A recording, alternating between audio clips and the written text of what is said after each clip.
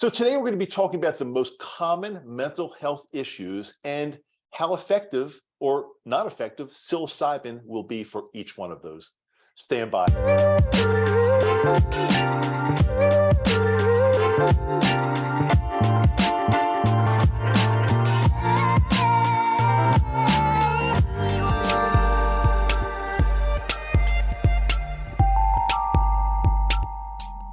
Hey there, how are you? Welcome back, Dr. Dave, Microdose U. And I've got my good friend, Dr. Denise Morit, with us today. She is a doctor of psychology.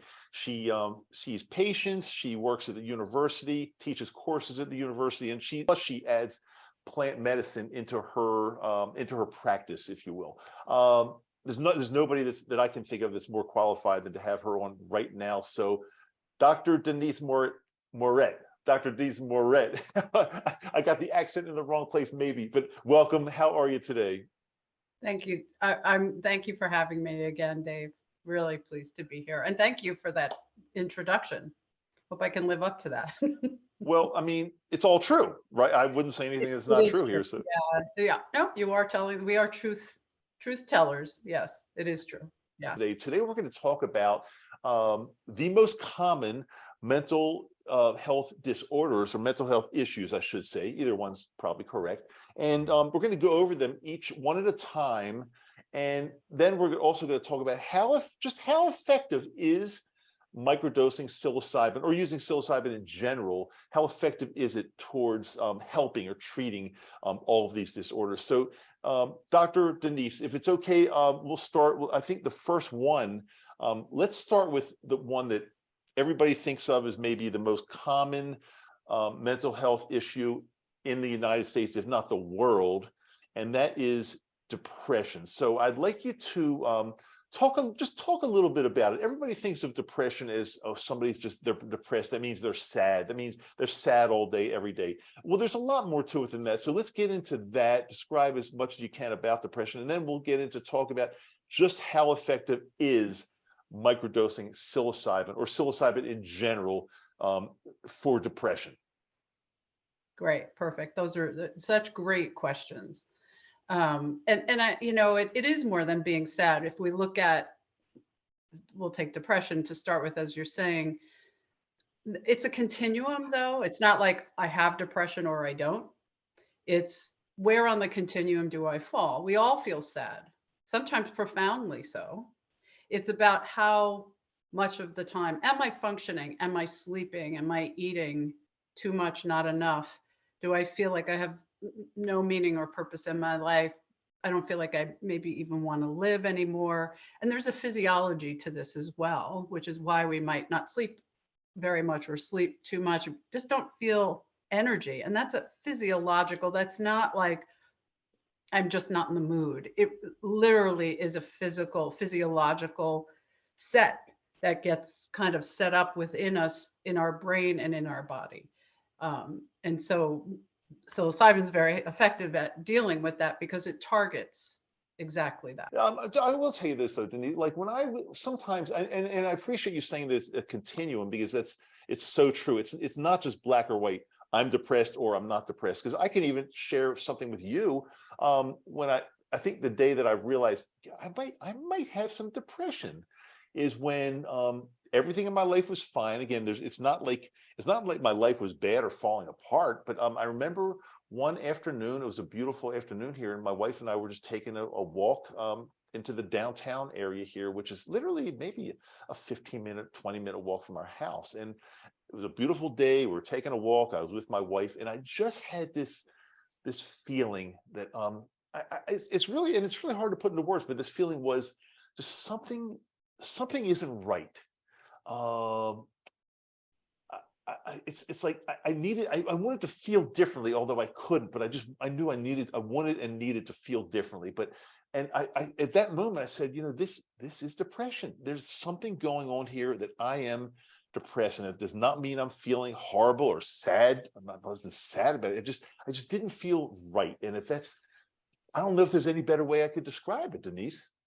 Yeah. And that sense of, even if somebody's clearly I don't feel like I really want to live, like that extreme. Things just don't mean I don't enjoy anything anymore. That's really clear. What you're describing is, for all intents and purposes, things were fine, and yet you profoundly felt somehow things aren't right. It wasn't based on your circumstances. There was something else on some other level happening that left you with something being kind of out of sync, out of alignment with your being. And that is absolutely a perfect description of depression. Anxiety can be the same kind of thing. Something's not quite lining up, and it's profound. Even Right. if the circumstances don't explain it, your circumstances were fine. So something was off, and there's a physiology to it. There's a brain function, brain chemistry, brain wiring. There's a personality, emotional, cognitive parts to all of this on every level. And again, that's why psilocybin can address all of that, because it really addresses all those levels. Can you describe, what would you say if somebody were to ask you, let's say you had a patient you were seeing and they said, okay, well, I'm interested in this for my depression, but explain to me, like, how does it actually fix me? And is it going to be a permanent fix, or is it something I have to take for the rest of my life? How would you answer that to, if a patient asks you something like that? Yeah, those are great and very common questions. So the first thing is easy, is in the first part that I guess I can easily address, is the idea that you have to take it forever. So this is not the case with psilocybin, because it profoundly changes the operating system, the brain circuitry, the body's physiology. You once you sort of complete the work, the psilocybin's work and your own kind of in conjunction work, you do not have to continue to take the psilocybin. Unlike antidepressant medication, which once you stop taking it, you'll feel the depression right away, if it even worked in the first place, which we know that's a problem sometimes for people. If somebody's on antidepressants and they feel great, that's perfect. A lot of people, that's not the case. They're taking it, they may be taking several antidepressants. One's counteracting a side effect of another, and they're on, all these drugs, and they're still depressed. So the idea that psilocybin, you take it, for some people, they'll find it immediately feels better within the first dose, the first month. For some people, it may take months. It will work. It's just a matter of, when. And once it starts to really affect, the person feels those changes. Somehow they feel like things are more right. They feel settled. They don't necessarily, they might not be able to identify, like, oh, I took this drug, I feel it immediately, everything's great. Because it takes time for the physiology and the brain networks to do that work. Many people will say do like a year of microdosing psilocybin and then stop, because they feel like it's done. And then periodically they may feel a little triggered by something a little off, and they choose to do a dose. I myself have experienced, and I know other people that have experienced, feeling like rattled by something after microdosing, and things going much better, and feeling the benefits of the microdosing. And then having like a very rattling experience and being like, and then it settles quicker, as if they took a dose that day, where they feel it's like, did I take a dose? I didn't take a dose today. Why am I suddenly feeling better? Because the body has rewired. So I no longer go this way into the anxiety, depression, what have you. Something happens and the system goes, oh no, this is the way this goes now. And we settle in the face of, say, a stress or something that rattles us. It's fascinating, as if you took a dose.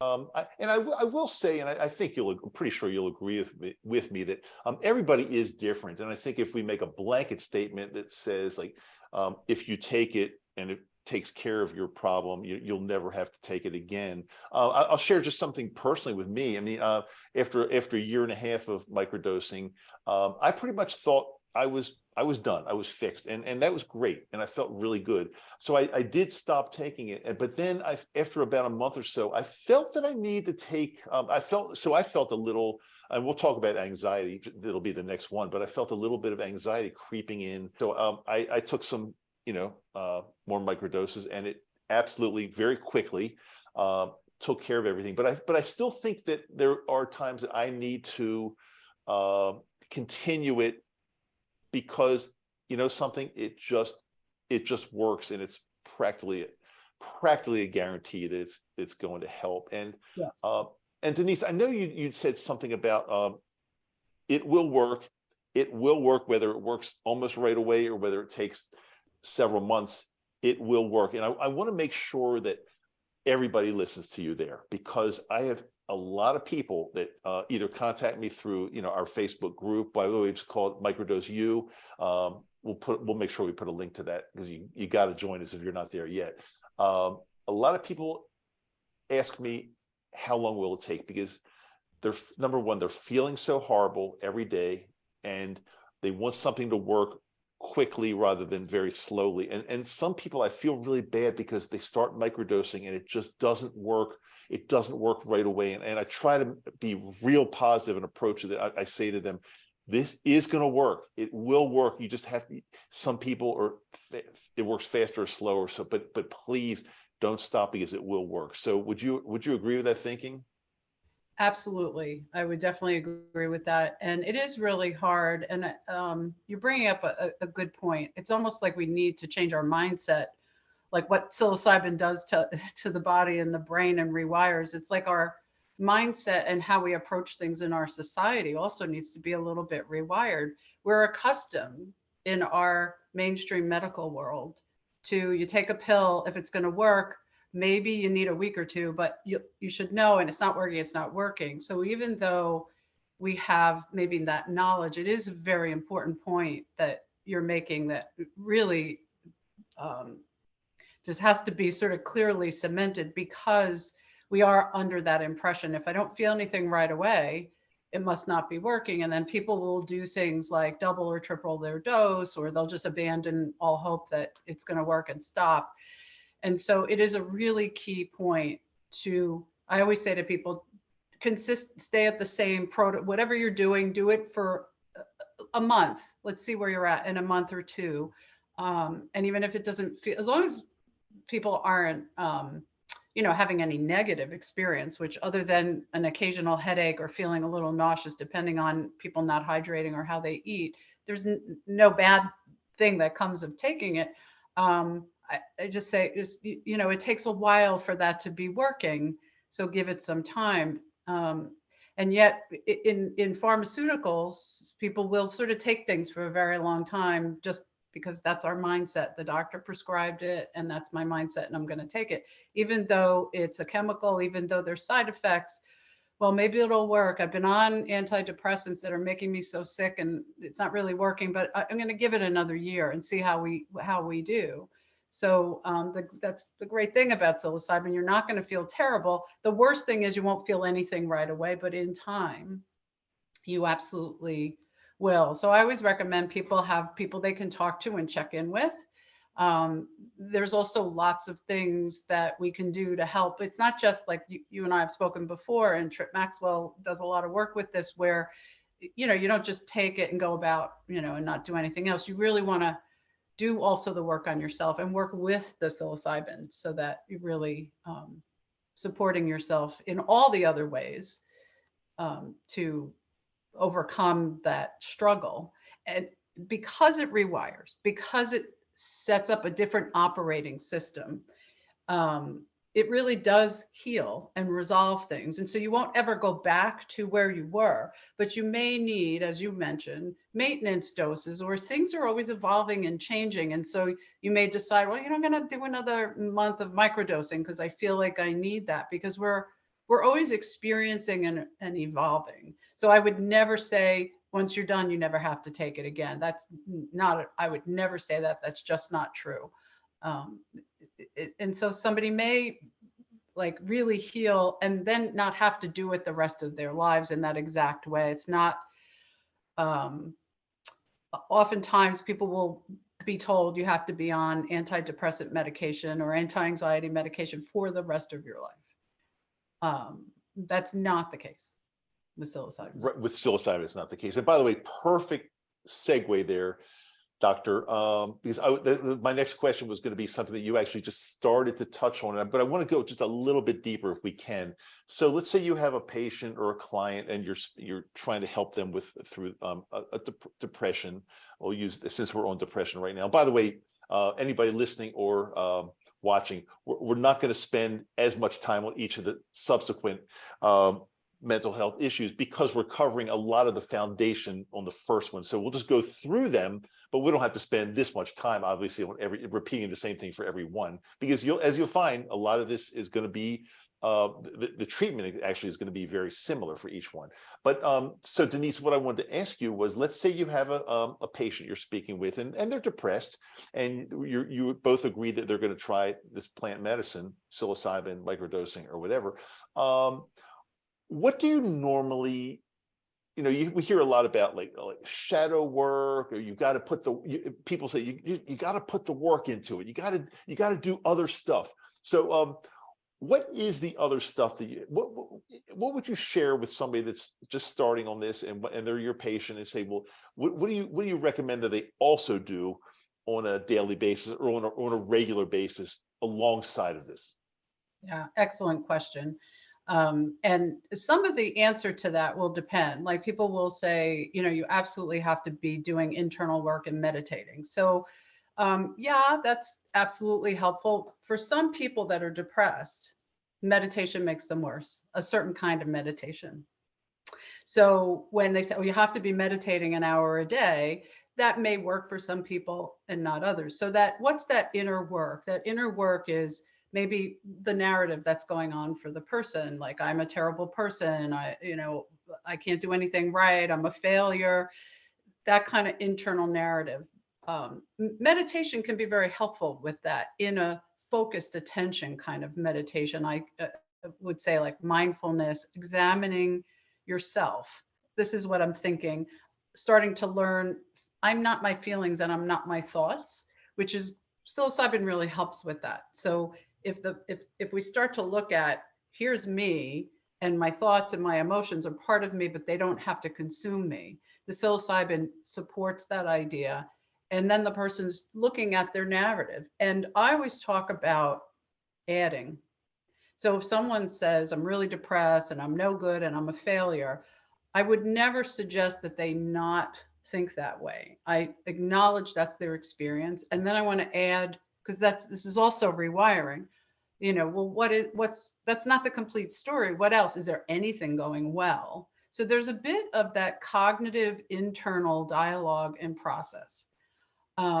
Looking at, if people have, I happen to be trained in long experience in my career with doing inner work and dream work. So symbolism, and even waking dreams, like, oh, I was just driving and I was thinking of this when I passed that cow in the field. That's very relevant. It's almost like a little bit of a map to the internal workings of the person, and that can reveal a lot about how to focus, where the energy can be in terms of that inner kind of work. Other things that I always look at, because I'm a very biologically based person, I'm a scientist at heart. So I want to understand what someone's physiology is like, because the psilocybin is going to support that. So are they consuming enough really good plant-based, vegetables and fruits, and just getting their nutrients and hydration? Absolutely, especially if they're microdosing. And so a lot of times it's like looking at the physiology, looking at their internal dialogue, what they say to themselves. We have such unbelievable negative self-talk. It's incredible, and that really can affect our experience of ourselves and life. And then what are people doing around them? And it's not, oh, just go get busy and get involved, but do they appreciate something outside of that depression kind of bubble? Because we're all in our own little bubbles. So can they see the sort of green of the grass or the trees or what have you? Go for a walk, those kinds of things. And I don't just say, oh, go do that and everything will be better. I really want to understand what's that person's experience like, and not just, oh, go get busy and do these 3 things or something, but really looking at what does that all mean for the person? How is that? And where I should say, I'm always looking too for what's the root cause. How did someone get depressed? There could be physiology. More than likely, there's been some negative experiences along the way in their life, and so we can start to heal those experiences. I love to do that. Like go to that past time, even if it was yesterday or 40 years ago, and let's get that person, that part of you, and work with that, and bring that person here and say, look, see, you survived all that, and we're working on this. And that's every time you have a symptom, that's your body and your brain and your inner psyche's way of saying that's exactly what we're trying to change. So go, thank you very much. That's information, and that's what I'm working on. So it's all of that. I'm smiling here because when you mentioned some of those things, I was thinking you could have a field day with me if we went back and talked about some of the things that happened in my life that got me to where I am. You would absolutely have a field day. It would be a fun time, I think. But I wanted to also share with you, if it's okay, what Trip, you mentioned Trip's name a little while ago, Trip Maxwell. And by the way, anybody that's listening to this or watching, if you're not familiar with Trip Maxwell, he's a great guy. He's got a channel called Chop Wood, Carry Water, Practical Spirituality. He's on, I know he's on Facebook, YouTube, Instagram, and probably a couple other places. But if you catch him on one of those, you will find him. So Trip, Denise, Trip shared something with me several months ago. I'll share what it is first, and I'll tell you how long I did it. He claims that if you do this little exercise every single morning, after a week or so, you'll start to feel different and better. After 30 days, you will feel like a totally different person, in a good way, in a positive way. So it's very simple. He says, when you wake up in the morning, first thing you do, I think you can do these in either order. It doesn't really matter, but either watch or listen to something very funny for several minutes. I would do 5 minutes, and I would watch like an old episode of All in the Family or the Three Stooges or anything, a comic, anything funny for about several minutes. And he said, when you do that in the morning, and Denise, you probably know this better than I do, but it's a certain time with your brain waves or a certain way, and they will it'll be more effective in the morning. Yes. And Yes. and then, okay, so also and then the other thing that I was doing was a very simple mantra. I guess you can call it a mantra. I would say, or I would write it down. That's powerful. Or I would say out loud, it's a good day. It's a beautiful day. It's a positive day. I am positive and I will stay positive. I am centered and I will stay centered. And I have a shield around me, protecting me from negative and bad. Now, it's very short, very simple. I said that just from memory because that's how easy it is. I don't have to read it or anything. And I did that along with the listening or watching something funny every single morning for 30 days, Denise. And I will tell you something, Trip was right. It somehow rewires something alongside of using the psilocybin. He claims you can even do this without even using the plant medicine, and it will be extremely effective. And it really was. Now, after a period of time, and also, I'll tell you I'll tell you something else very interesting that happened to me once I started doing this. The weird craziness, the things that happen in everybody's lives, like a driver cuts you off, or somebody in your family is dramatic and gives you a hard time about something. Those things it's funny, those things just stopped happening. And so I always said that I have a protective shield around me, protecting me from negative and bad. And another one of those exercises is, if something weird happens, like something bad, like somebody in your family gives you a hard time, somebody goes crazy on you, somebody cuts you off, or you start thinking bad things, bad patterns, bad things. All you do is simply change the channel, and you start thinking about some of the most wonderful times of your life. Just put yourself back in that situation. So if you're thinking something bad happens, you start thinking about, like, okay, I'll just think of one, like, for example, it's just crazy example, but when my son and I used to go to football games together on Sunday, NFL games together on Sunday, we just had a wonderful time. And so I think about that, it like changes the channel totally, and you forget about the other things. So that little mental exercise is what Tripp taught me, and it absolutely changed the way I feel every single day, along with microdosing. Yeah, I love that. And I too had, before I microdosed, similar practices, and I still do. And there's reasons that stuff works. And the psilocybin works right alongside that. And it is good to do both. I was in very difficult trauma. It was very hard for me to say, I'm positive, I'm going to have a positive day, because a part of me was going, it's not so positive. So what I started to do, my little mantra was, I'm going to find my way, even if I don't know how, even if I don't believe it. I'm going to, as long as I'm breathing, I'm going to keep finding my way. And part of me didn't believe that. But it helped. It absolutely sends that message to our bodies that you're going to find your way. And the comedy is great. It releases all those helpful, good endorphins. And the power of image, what we are looking at, what we're listening to, what we're experiencing, a part of us, it's as if it's really happening. So when you're thinking about going to football games with your son, part of you is actually there, and you feel that, and that's rewiring and helping with whatever's, just a proactive way of starting your day. Or like me a few years ago, going through a very difficult time, it really did give me an anchor. It didn't make everything magically better, but I stayed healthy, which was great. And that was before I microdosed.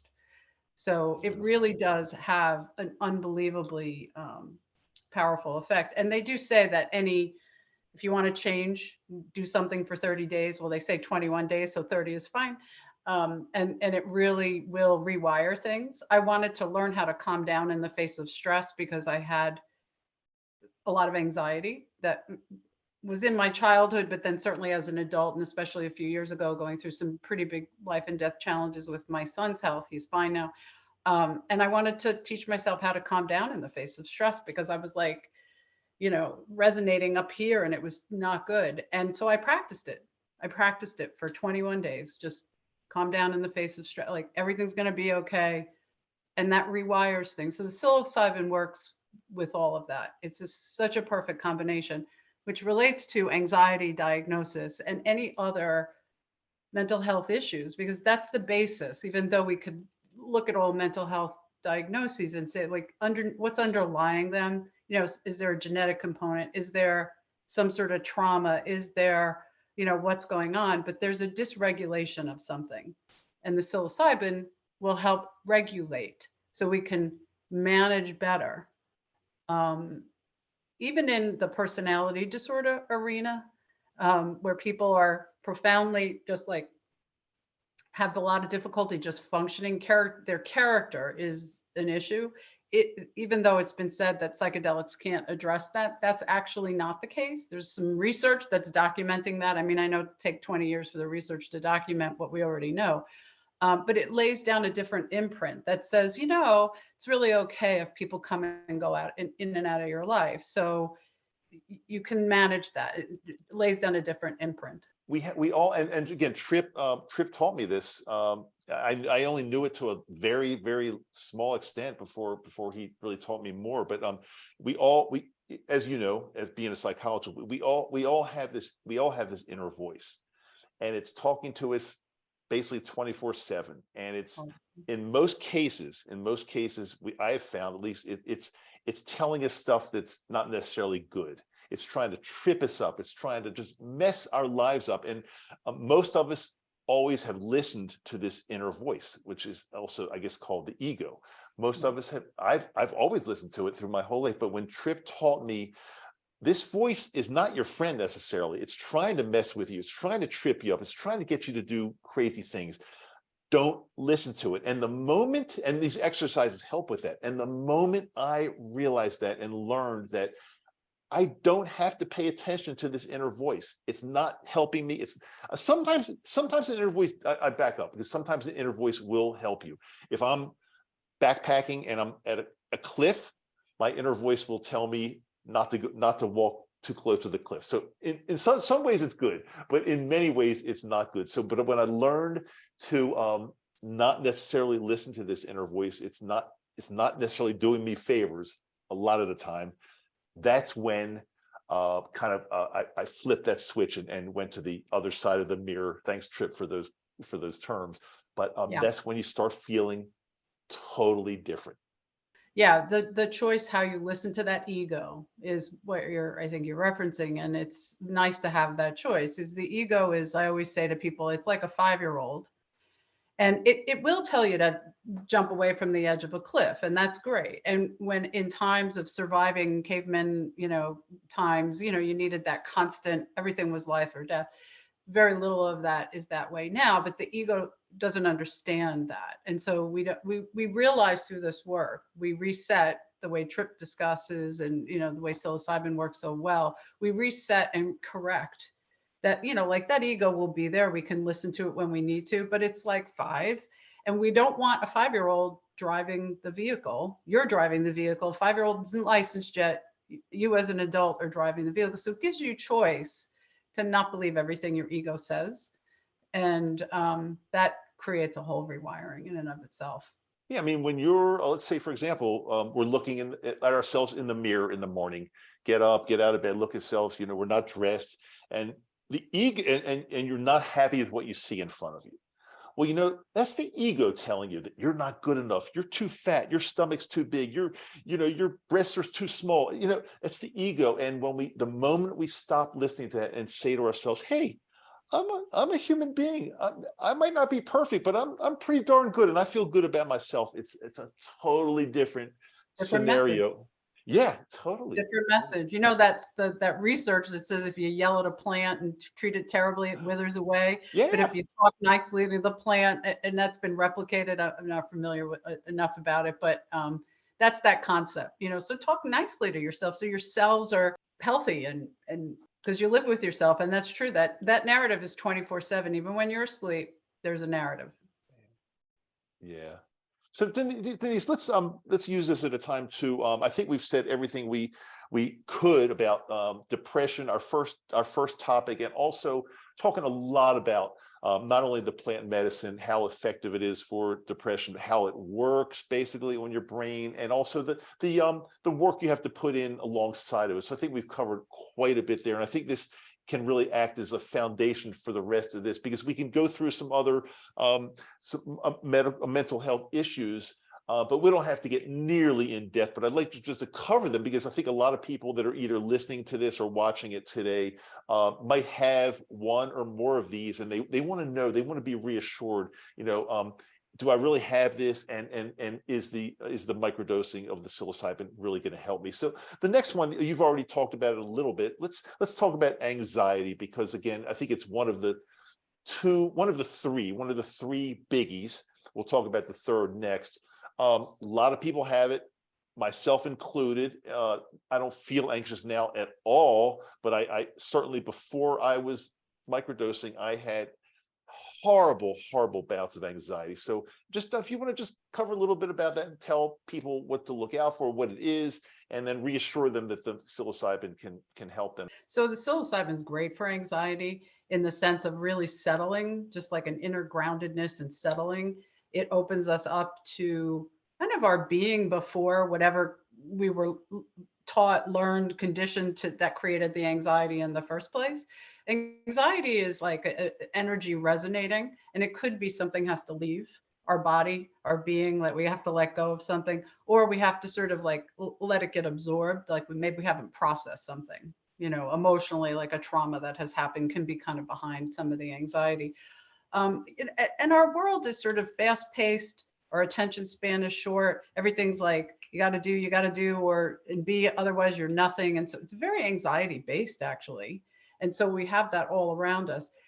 And it's that ego again, saying you're nothing if, and the survival instinct.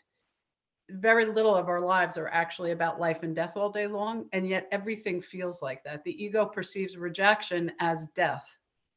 And so it's all like, what if this doesn't work out? What if this doesn't work out? It's very infrequent. I mean, there are some of us that live in that sort of life and death, but very infrequently is it, well, my life is over. And I'll take people through that, with a little bit of like, well, what if my hair doesn't come out right? Or what if, I really do have a fat stomach? What if I don't look good? What if I don't get that job? Or what if I get divorced? That it's like as if the world, my life is over. And I'm not denying how profoundly awful some of these things can be, but your life is not over. It's not life or death. And yet it is. And so that raises anxiety. So having the practice, having the psilocybin, literally rewiring, opening us up to more of that initial state, that initial operating system or imprint that says, you're fine. We're born hardwired to deal with stress. And then somehow we start to doubt that, and we don't trust ourselves, and we don't work with our ego. We work against it in a certain sense. And that just it's a dysregulation again. So we want to correct that wiring, and that will often settle, even though circumstances may not have changed. It's how we respond to the circumstances that can change, and that will reduce anxiety. And I'm guessing maybe somewhat like depression, anxiety is also on a continuum, because I'm imagining, and again, I'm not trained in this like you are, but I'm just imagining there's some people that experience a little bit of anxiety here and there. Maybe they'll feel their, heart beating a little bit more, and they're just maybe a little bit on edge. Whereas probably the other extreme of that continuum would be panic attacks and anxiety attacks, and like the worst of the worst. So I'm guessing that's probably the case, right? Absolutely, the continuum. And it's how long it lasts. So, am I up here all the time? Am I having panic attacks? Am I in a state of anxiety and I'm not even worried about anything? There's so many different diagnostic categories, and what would kind of create like a generalized anxiety versus I'm so stressed out about all these things and I can't settle based on circumstances. And then there's kind of like a chronic anxiety where, because someone's been through some segment of time where they were up here worried about something like what I went through with my son, that it was very hard for me to settle. And then I ended up having like a chronic fatigue and adrenal fatigue, which meant I couldn't handle any stress and anxiety because I just didn't have adrenal function. So, that my body needed to recover and rewire and regain that and be back online. So the psilocybin helped a lot with that. Let's move into, if it's okay, Denise, let's move into PTSD, post-traumatic stress disorder. I'd like you, there are a lot of different definitions of this, I guess you would say. I've heard from different people swearing to me that no, it's not this unless you did this, so I want to hear from you. Explain PTSD as best as you can. Great question.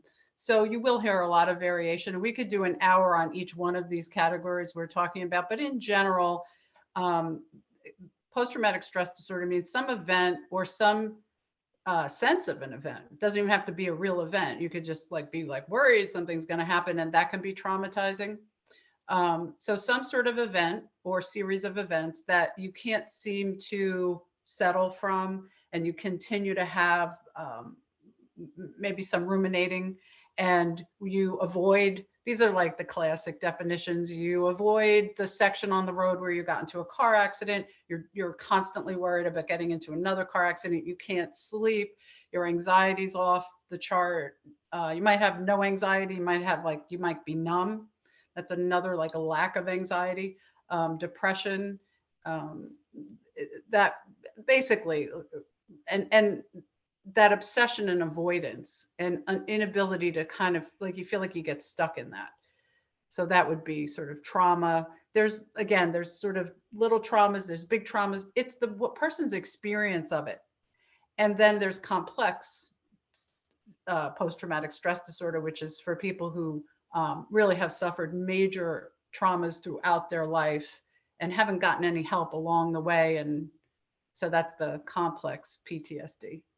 And I guess if we want to simplify it, I'm just the type of person, my personality is I always like to make things really simple. I mean, just the name itself, what it's called, post-traumatic stress disorder, which tells me as a layperson, well, I'm a doctor, but I'm a retired dentist. I'm not a psychologist. I'm not a doctor of psychology. But so what it tells me, post-traumatic stress disorder means to me that you've had some type of trauma, and now that was in the past, but post-traumatic means you've got stress from that now.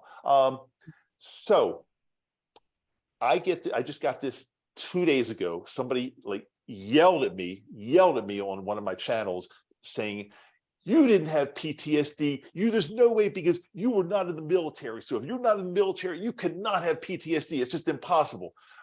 Denise, please help me with this one. Yikes.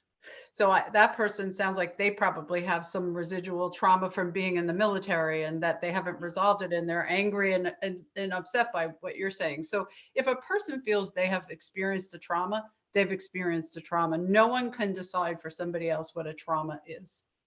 So if we feel traumatized by something, no, you really can't comment about somebody else's experience and how it feels. Like I said, if my perception is, oh, my hair didn't come out right that day and it's totally undoing me, it's not really a trauma, but it could really stress me out and be like a setup, sort of a particular wiring in my system. So, and yes, you're right. It's the idea. I mean, the technical diagnosis you're supposed to have, it's after an event or a series of events have occurred, and it's supposed to be more than 6 months. Like, so you have a stressful experience, you're supposed to be stressed and traumatized by it. So nobody would say that that was a PTSD syndrome at that point, if you want to be technical. It would be more like 6 months later is sort of the magic time frame if you're looking at technical. Are you still re-experiencing it? Is it still sort of feeling like it's kind of got a hold of you? And then you're avoiding things, or having trouble sleeping, or sleeping too much, or not feeling anything, or then we would start to look at a PTSD diagnosis. And the psilocybin helps with that, because so we have our natural state, or our operating system, what have you, and then a trauma overlays that. And now we become wired for the trauma. So now I'm looking for that next car accident. I had this horrible car accident experience. My operating system has now been totally changed, where I'm now in this car accident mentality. 6 months, a year, 2 years later, I can't drive down that road. The psilocybin helps rewire that and returns me to that initial operating system, where now I'm kind of back to my natural state. And yeah, there's anxiety about that road still, but it's not going to derail me. It's not going to stop me from going down that road, taking that road. I'm not going to have panic connected to it any longer. What a great explanation. Thank you so much for that. Let's move into the next one. Now, these are not, those are the big three. I think you would agree with me that depression, Yes. anxiety, and PTSD, and you've told me this, that's where I got it from. But they're like probably the most commonly diagnosed and treated mental health issues in the US. But there are a bunch more, and I want to just go through a list. We can do it pretty quickly, Doctor, and just maybe the best thing you do is just explain briefly what each one is about, and reassure somebody that has that or has been diagnosed with that, the psilocybin will help. So the first one I've got on my list, and again, no particular order at this point whatsoever. I've got borderline personality written down, BPD, commonly talked about. Definition could be misused, but I'd love to hear from you, just a brief explanation of that. Yeah. So with all the personality disorders, there's a dysregulation. There's some sort of inner, probably usually when a person is younger, something didn't quite, in their environment and in their genetics, in their environment, something didn't quite get, set up correctly. And so it creates any number of personality disorders. So the first one you're mentioning, borderline personality disorder, what's characterologically consistent with that is a sense of fear of abandonment, inability to regulate emotions, that's like very high, very low. Unlike, we'll talk about bipolar, maybe there's a lot of desperation around rejection, desperation around abandonment. Typically, there's a lot of addiction issues that are connected, because it's just so intolerable that, people will self-medicate, not necessarily with psilocybin as they should, but they'll be like drinking too much or something to sort of numb themselves because there's such intense fear, like I'm going to die if this person leaves me. And so that's that sort of borderline personality disorder, very dysregulated. Okay. I think also you may have mentioned in a previous conversation that we may have had, Dr. Moret, is that many people that actually have or experiencing borderline personality disorder do not really seek help. And I'm not sure if this is the right reason, but you told me either they just don't know there's something wrong, or is that true that there are a lot of people walking around with BPD that just don't even know it or don't get help?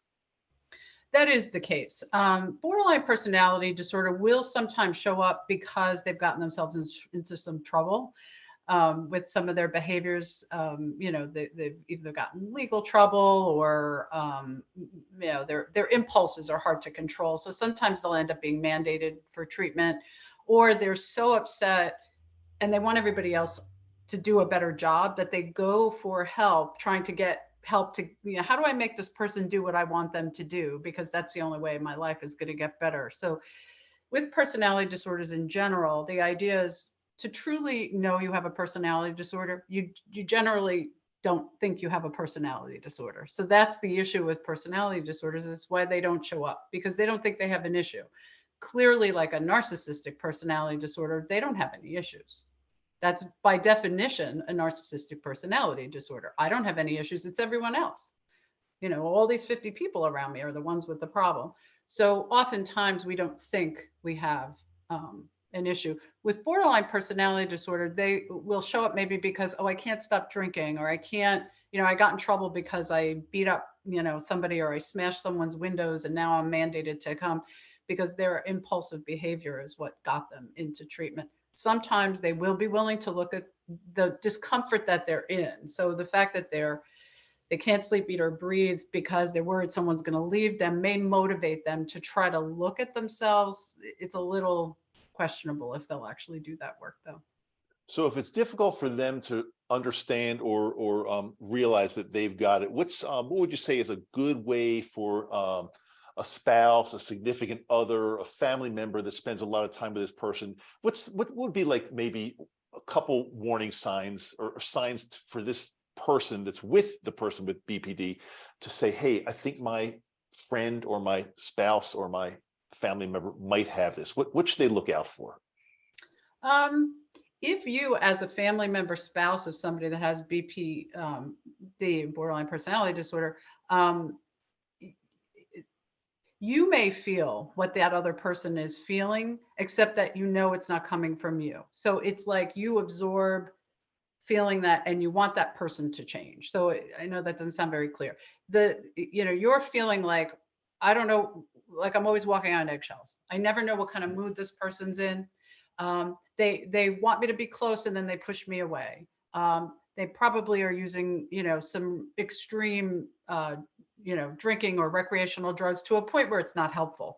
And that they're blaming the other person. So if I'm being blamed, so I'm the spouse of the person that has some sort of borderline personality disorder or some sort of personality disorder, it's common for the spouse to call for help and say, I'm just so depressed, I'm so anxious, I can't deal with my spouse.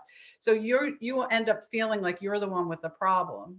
And the person that's acting out their issues is not thinking that they have a problem. And if you say, look, I'm concerned about the fact that you went next door and smashed the windows of our neighbor, oh, it's fine.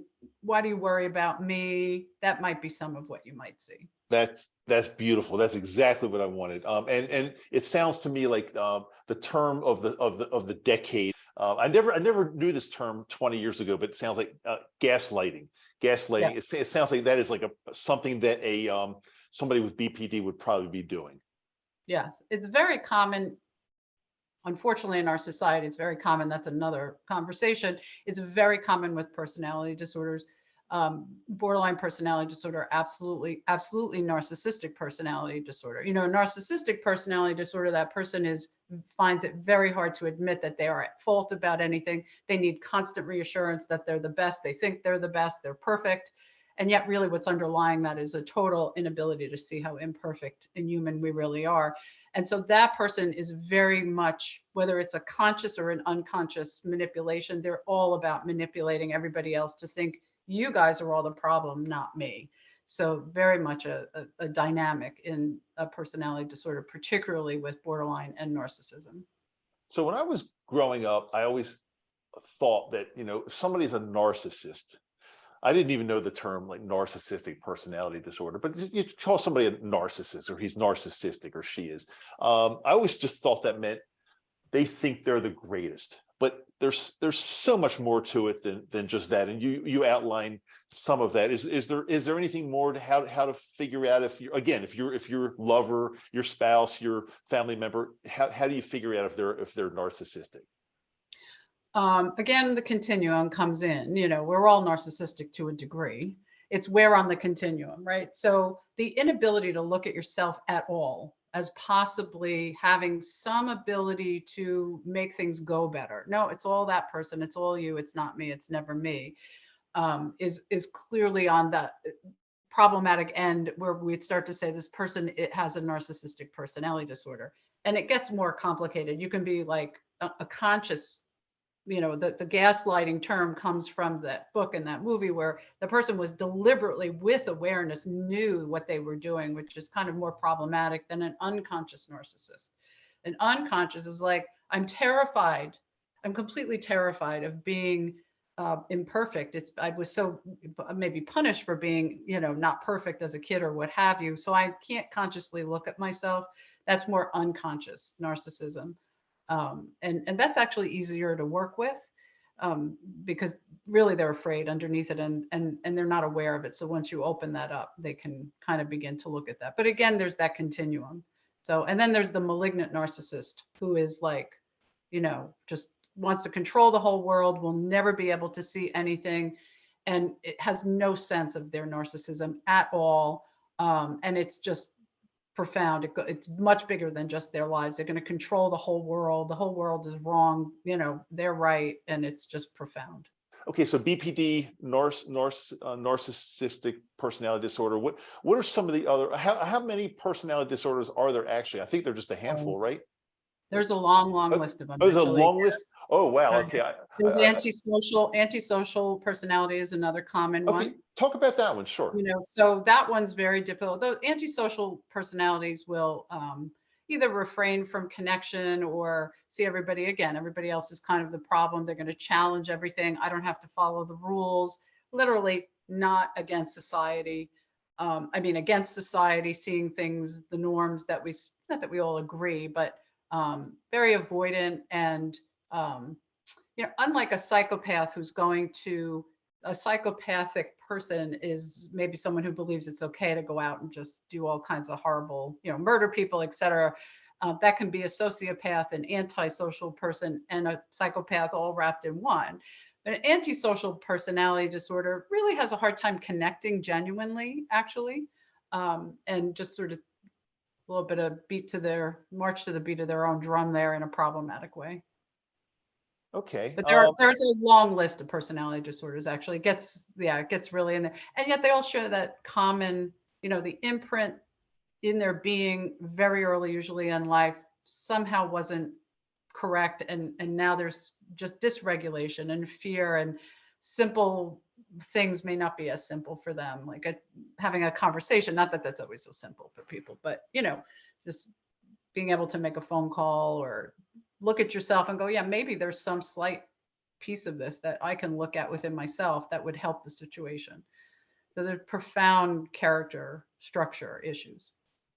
Okay, so is it safe to say that we've covered? We could go on all day and probably do another episode on all the personality disorders. I didn't even realize there were so many. Is it safe to say that we've covered the major ones that we need to cover? Is there any other one that sticks out in your mind that we got to cover this one?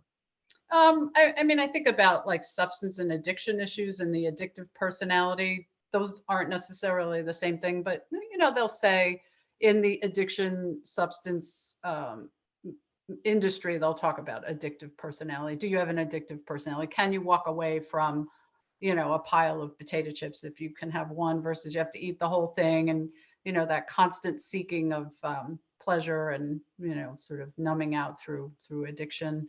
Okay. That so yeah, and that leads to the sort of all that whole, addiction, substance abuse, even eating disorders, which are not necessarily an addiction, but dysregulated eating and brain signals. All of these areas are all part of mental health issues that can be. I mean, I would have to say it may be a little bit of a broad statement, but there isn't really too much that psilocybin wouldn't help with. Even, and I must say, the psychotic, really extreme psychotic individuals who are having a hard time processing, they're not in reality, real severe hallucinations. So all the studies now that are happening in psychedelics, you get ruled out of those studies if you have a history of any psychosis in your family. It doesn't even have to be you. And in reality, what we're finding is that psilocybin actually helps treat those issues. And there's starting to be studies that are showing that. So I would even say that it would help somebody because it's going to correct, faulty brain wiring. And I want to throw this one in. I don't know exactly where it fits, but I have a feeling it fits somewhere in between anxiety and antisocial personality disorder, and that's social anxiety.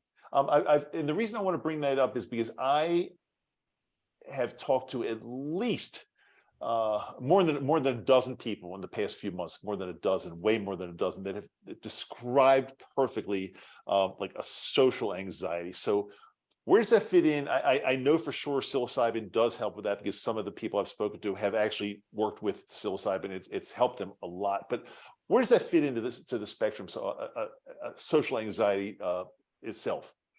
Yeah, so social anxiety is a type of anxiety as opposed to a personality disorder. Not that you were mixing those two. So anxiety, as you've experienced, most of us experience some level of social anxiety. It's just, again, where on the continuum it is. Like, is someone like terrified to leave their house and go out and be around people? Can you get up and stand up in front of a group of people? We all have anxiety about public speaking to some degree. That's normal. So it's a type of anxiety, and it absolutely, like you said, it's very common. There is a little bit more of it right now. People became a little more socially anxious over the pandemic because we were not used to it. We were just out of practice. So some of the social anxiety has increased, and people are using psilocybin to help with that and noticing dramatic improvement as a result. Really, really interesting. Let's move on to bipolar. I think we might have mentioned it for a second, but just talk a little bit about bipolar. Is it called bipolar disorder? What's the official term? Yeah, well, yeah, bipolar, all those words, as I've said in other conversations, those words could be another whole podcast, what that actually means. So somebody's having an issue, right? Whether you call it a disorder, in the diagnostic manuals and the ICD-9 codes, it gets called a disorder. You have to be diagnosed with something to get treated and use your insurance. So we'll call it a disorder. Mental health issue, a way of being, where on the continuum I am. We're all a little bipolar, right? Like, and I say that like in a healthy way, right? Like we can have like an extreme high and extreme low. Is that my way of functioning continually? Am I having such extreme highs and extreme lows that it, like I'm not sleeping for 5 days, that I believe that I can construct a whole business in a building in a day if I just get out there with my hammer and nails? It's not reality based. It's pretty extreme. Bipolar disorder is overdiagnosed, I would say. If I go into a doctor's office and I say, oh man, I'm depressed half the day, and then I'm like, I have all this energy, I'm probably going to walk out with a bipolar diagnosis, even though I may not truly be bipolar. So it's really supposed to be like that cyclical nature, pretty extreme, sometimes impulsivity. And a little different, like with I had mentioned when we were talking about borderline personality, that there's that intense, you're going to leave me kind of thing going on. With bipolar, you don't see that as much. It's more like a profound mood disorder as opposed to a personality structure. Gotcha. Makes a lot Yeah, of sense. yeah, yeah. Let's move on to. I'm going to put these two together, even though I'm not insinuating they are the same or should be grouped together. But I just for some reason I feel like putting these two together, we could knock them off in one little segment. OCD and ADHD. Yeah. They often go hand in hand, actually. Hmm. So, you know, a lot of attention issues. So ADHD can be focus of attention or a hyperactivity. So those diagnostic categories have kind of shifted in what they mean. And yes, there's definitely those issues. It's not a made up kind of a thing. So I might have trouble focusing on something. Psilocybin will help, absolutely helps people with focus. And so that's why it's so appropriate in treating attention issues. That sort of hyperactivity, it also helps with that. Now that's more of that, I can't settle. Again, it's a dysregulation in the physiology of the being, as well as sometimes it's hard to settle on one thing. My attention isn't good, and I'm also maybe anxious. So we talk about these categories of it as if like I have this, I have this, I have this, when in reality we usually have a little smattering of lots of things, and it can get, often people will be diagnosed, oh, if you go to this doctor you get this diagnosis, if you go to this doctor you get this diagnosis, and it can really be like kind of a range. The OCD, so you know, that's an intense way of trying to control for the emotional dysregulation. So if I'm obsessively thinking about something and then I'm compulsively doing things to try to control that. So I'm obsessively worried that, you know, my house is going to burn down. So I keep going back into my house and checking, did I shut everything off? I have to, even though I just was in there 5 seconds ago, I have to go back and check everything again. And that's a profound lack of an inner core sort of strength of an inner being, where we're constantly questioning everything. And then we feel we can't, it's just that one germ that still might kill me. I got to wash my hands again. And it's not rational. And you can't talk somebody out of that. Again, you have to lay down a better imprint to correct that. And psilocybin absolutely helps with that. It's settling, it opens up thinking patterns, and then we're not so controlled by this. These are things that are happening to me outside of me. I have some choice that doesn't describe my entire being. Now we can go somewhere. I'm smiling and chuckling a little bit, as not to belittle or make fun of these issues, but as you're talking about these, I'm thinking this is me. Like for example, ADHD. I know I've never been diagnosed, but I've diagnosed myself. I know I've got, again, it's a continuum, but I've got some form of ADHD, either whether it was not being able to pay attention in American history class or world history class in high school. I totally remember. I couldn't focus on anything. And so that's one thing.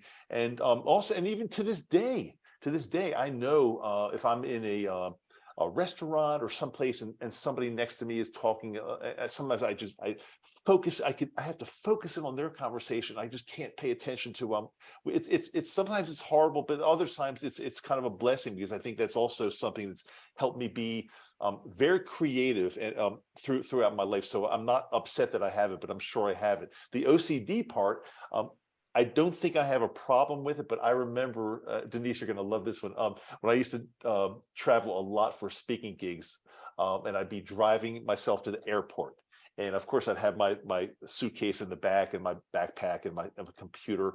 I remember oftentimes, and this is horrible, but I'd have to stop on the interstate highway, pull over on the shoulder, or get off an exit, because I wanted to make absolutely sure I brought my luggage with me. And this was not just one time. It happened many times. I have to be sure, because I think there's a 1% chance I forgot my luggage or my computer, and I wouldn't want that to happen. So it was, what a mess I am, Yeah. or I was. Yeah. Yeah. Yeah. And the conversation about, I mean, we won't do it now, but the conversation about that would really be like, well, where did this start from? What's going on? What's the lack of trust in that? Or is it stress, or is it sort of become like almost like a superstitious kind of a thing? Because that one time I forgot the glasses and now I got to go back, and now, you know, was there like a little mini trauma about that? So it's designed to reduce anxiety. The problem is it doesn't really work, because you stop, you pull over, you see, or you go back in the house, you check everything. And 2 seconds later, you're like, did I really, maybe I didn't quite see that piece of luggage the way I thought I saw it. Did I have that in there? Because there's always a way that our brain, we're so creative, our computer brains, there's a way we can create a problem, and that what if, and even like, I didn't see what I thought I saw. Did I really see that? Maybe I didn't really see that, you know. So that's that, you know, perpetual brain stuck in an operating system that's just going to keep perpetuating itself. So that's where we need to like start to open up possibilities It all and, comes, and it all add comes, that. I was gonna say, it all comes back to the ego. I mean, that's where it started. I mean, that's what's Mhm. doing a lot of this. So, okay, Denise, before we leave, and I appreciate your time. We're going way over, but I'm enjoying, and I think more importantly, our listeners and viewers will be enjoying every second of this. I think this is awesome information, and this is just good for everybody to hear. Great. Just the last thing I want to talk about, it's not truly a mental health issue per se, but like I said, everything's connected everywhere. But so I just want to talk a little bit about pain, because so many people, again, it's one of the most common questions we get in our group, or somebody emailing me or messaging me, is psilocybin going to help me with my pain? And I'll let you answer that. Yes, would be my simple, succinct answer. Psilocybin is, and people, I think we said this last time, you know, it's not just, oh, because the psilocybin helped me relax, now my pain is gone. There is that, but literally psilocybin is an anti-inflammatory. It has anti-inflammatory properties. We know that when there's inflammation, whether it's in our joints, in our connective tissue, in our muscle, in our digestive system, when you have inflammation, you're going to have problems one way or another. So if something decreases inflammation, things will get better on a simple level. So that is why pain gets better, because it has that anti-inflammatory property. It also does sometimes help people relax. When we're relaxed, we might feel less pain because we know that there's a sort of tension pain relationship, but it's not just I relax, my pain went away. It literally has anti-inflammatory properties, and it's rewiring. The arthritis in my back isn't the same anymore. I still have it, but it's not, the pain level went from an 8 or a 9 on a 10 scale to like maybe a 3, and it's way less frequent. And that's the anti-inflammatory property of the plant. That's exactly what I'm finding, and that's what I've been telling people. So I think that's a great way to end this episode today. But the only problem is with this episode is, as we're doing it, we've been going, I think, longer than an hour now. It's great. The problem is that it sparked a lot more questions and topics that I want to go over with you and talk to you about. So if it's okay with you, there's just so many things I'm thinking about. I've been taking notes along the way, because I think there's so many things that our listeners and viewers want to know about and are questioning. And so we've got all the answers. So all I can say to you guys is stay tuned, because I'm going to bring Dr. Moret back, and we're going to talk more about this, because it's a fascinating topic. And the most exciting part of it is that we have something now in our armamentarium. That's a word that I used to use in dentistry all the time. Armamentarium. It sounds like you're in the military, but Yeah. in my toolbox, we've got this powerful, this incredible plant medicine that is effective for everything we've talked about today. So, Dr. Moret, any final words you want to talk about, or whatever? And then we'll say goodbye. Anything else? I just want to thank you for doing this and having me, and all the questions. I'm happy to come back. Happy that you know, ask those questions, because without you doing this, people wouldn't get this information and wouldn't have the help. So um, it's good information. Trust it. Stay informed. And I'm happy to come back and answer any questions. On that note, I want to thank you so much for being here, and we will definitely 100% have you back, Dr. Moret. Thank you so much for your time. I really appreciate you. You're welcome. And thank you.